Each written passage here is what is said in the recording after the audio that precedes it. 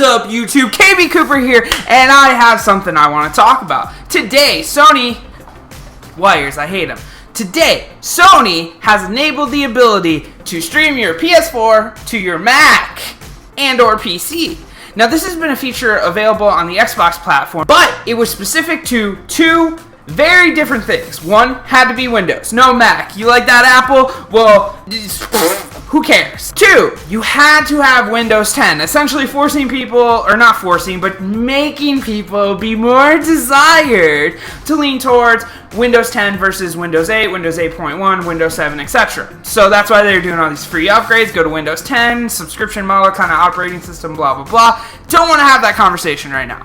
So both the PS4 and the Xbox One do it in a very similar way. It has to be wired or wireless connection, but you have to be on the same network.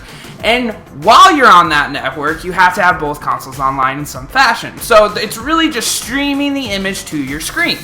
Now, some people have had issues in this sense that it's being marketed as my PS4 discs or digital license will now be able to be played on PC. And the same thing for Microsoft. That's just simply not the case. I just want to make sure everybody knows that, in a sense, you are only streaming the content from the PS4 to this said personal computer or Mac. There is no actual gameplay. You're not going to use your mouse and keyboard to play this. Now, you can use a wireless controller, at least on the Xbox side of things.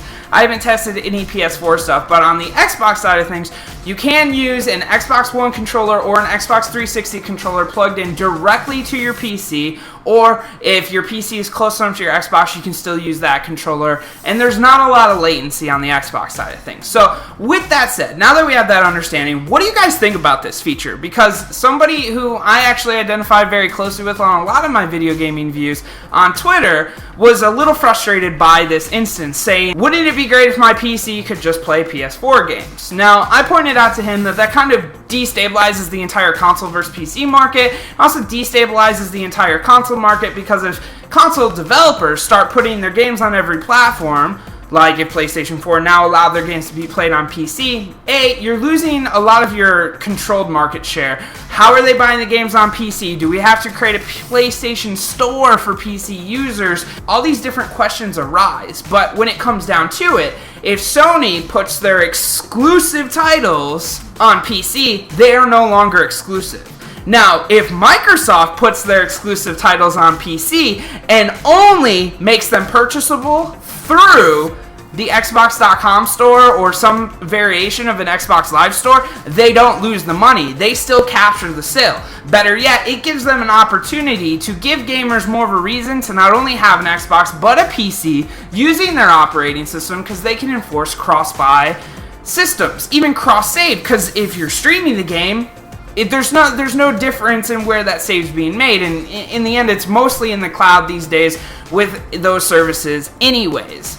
So, with all that said, knowing that Microsoft can corner themselves with that PC, Xbox cross-buy situation, and Sony can't, do you guys think that these console exclusives should be coming to PC in a more efficient manner versus just streaming to PC? Or do you see it from my perspective and go, hey, this is how they stay relevant, this is how they stay in the game, this is how they make sure that PlayStation, that Xbox still matters in the console space? I'm really interested to see what you guys think, because I very much think of it from a hybrid consumer and business standpoint. From the consumer side of things, you want to play games. You are a gamer. The whole reason you're probably even watching this video is because you just want to understand where you can play your games and how you can play them.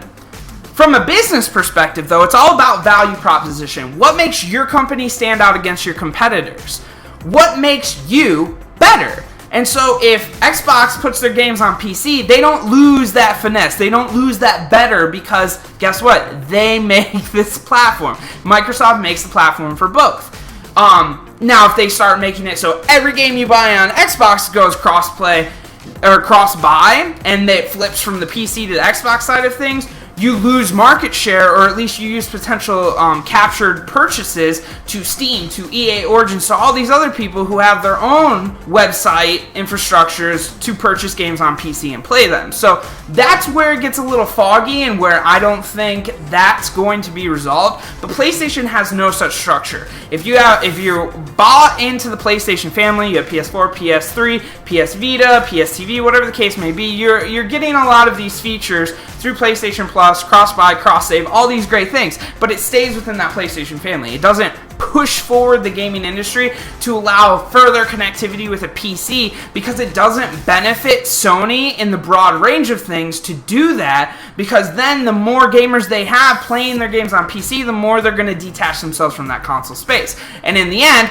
less conversion on software for your consoles, which actually make you the real money. So, I need some water. But long story short, I think that what Sony and Microsoft are doing in both of these situations is very smart. It's very forward thinking, because even with the announcement of the PlayStation 4.5 or PlayStation 4K, whatever you want to call it, with that understanding, knowing that PlayStation has identified that they need more robust power to just do VR and all these different things, like, this E3 might be one of the most explosive ones in just understanding where these companies' focuses are going. It might be games light, it might be games heavy, but one thing's for sure, we're going to get some major announcements that really rock the boat in the gaming industry, from my opinion. Once again, guys, thank you for watching this video. If you'd like to see more videos from Project Forge, please check out the mentioned videos below.